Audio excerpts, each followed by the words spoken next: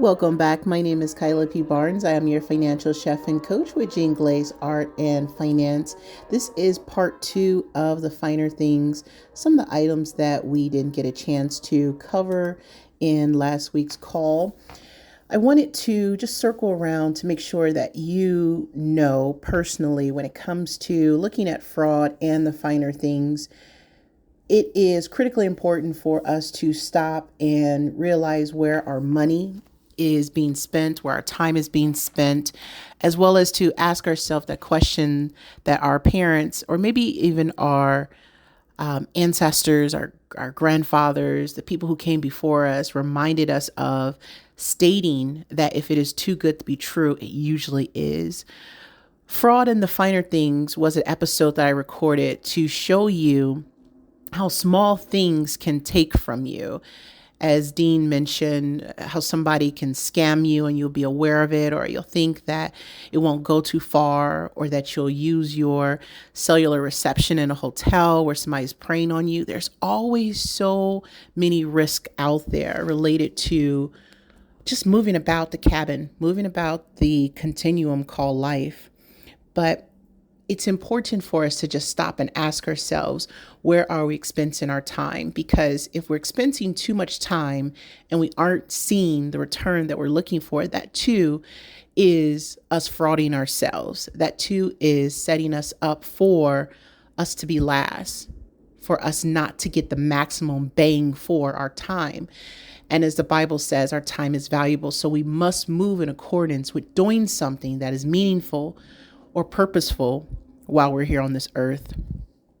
When you think about fraud, most times it's overt, but it does move like water does in cracks. So as one scientist mentioned that I saw on Instagram, if a rock is sitting in water, it will slowly erode. But if you hit that rock with a stream of water and it stops, and another stream of water and it stops, that will do the most damage, because that is a progression over time that has not been submerged in its environment.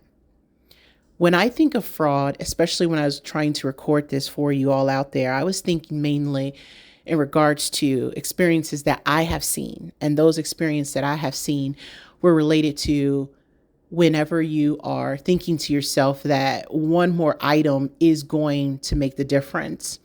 Because most people don't realize that if there's only a certain amount of resources that you will have in your lifetime, then if you wanted to have the maximum return, you have to at least move in the direction of where the most resources are.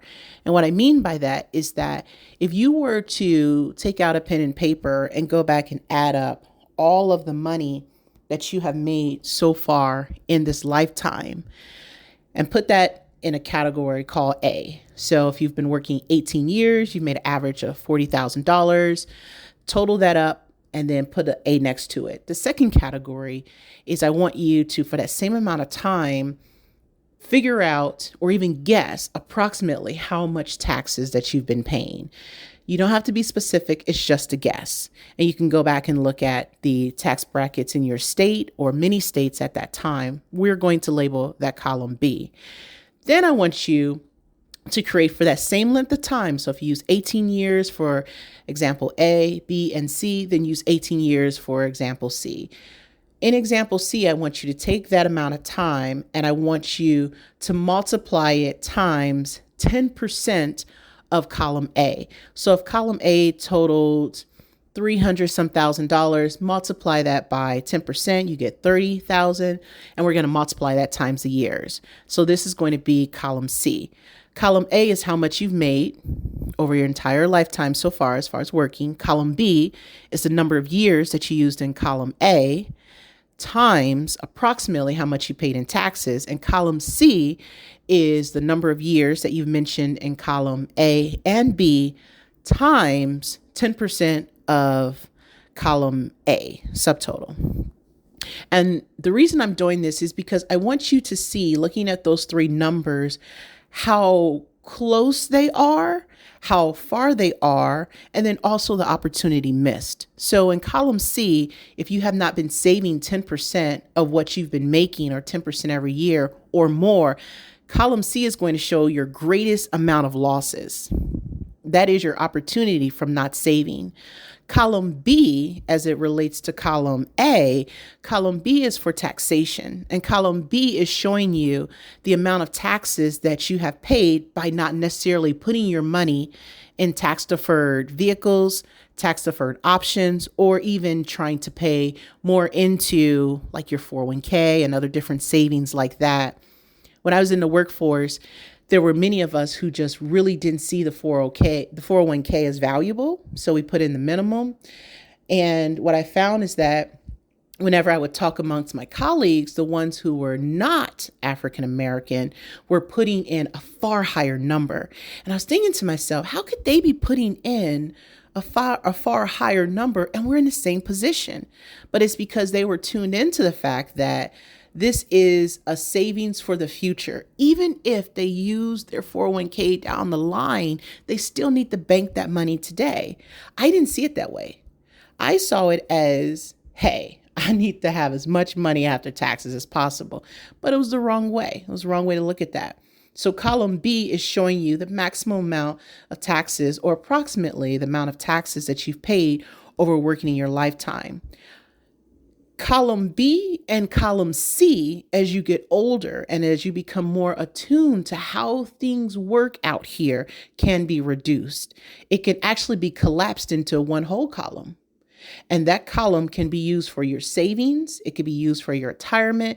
It could be used for your investments. It can be used for your extreme rainy day fund, or even just making sure if down the road you wanted to take something out, you could, with the same provisions that the IRS allows for it to not be taxable.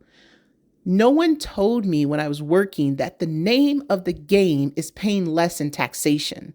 It is not avoiding taxes. It is paying less in taxes and paying more into retirement savings. People hinted at it, but they never show the true importance. And when I became aware of its importance around 2013, I hit the ground running. I knew I had to make some drastic changes and as fast as possible. So that's why I am mentioning this to you, to make sure you're not frauding yourself and believing something that is just simply not true. We have to take the time to go through what we are looking at, where we are spending our time, what matters to us. And that is going to show us how much we are just pouring or leaching out in categories that have no return. At some point in time in your life, you have to assess what is the best use of where you're going to place your energy and your resources. I do also want to continuously remind you towards the end of this call that if you have any unused subscriptions, close those, delete those accounts that you don't think you're going to need. If you have any unused memberships, go in there, delete it. Gym memberships, as well as subscriptions to certain things. If it is manual, you can always stop it. But if it's automated, there has been multiple amounts of money that have been taken from you because you did not turn that off. If you have any shopping that you constantly do with just one click or just recurring purchases, if you don't need that service, turn that off. If you are a very large consumer consuming in the society things that you could do at home, reconsider for this summer, this fall, and the duration of this year to collapse that, because with inflated costs, it's just going to take money from you. If you're under the belief that costs will go down in an environment where managers as well as shipping and logistics is saying things are going to go up, that is in contrast. So I'm trying to have you think ahead of the trend so that way you won't get stuck in between the trend as well as when the trend changes against you.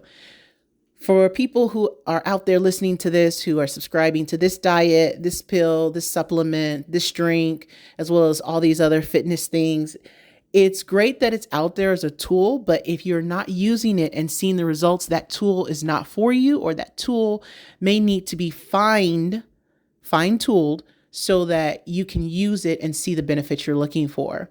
Most times we don't need one more thing that's going to make the day.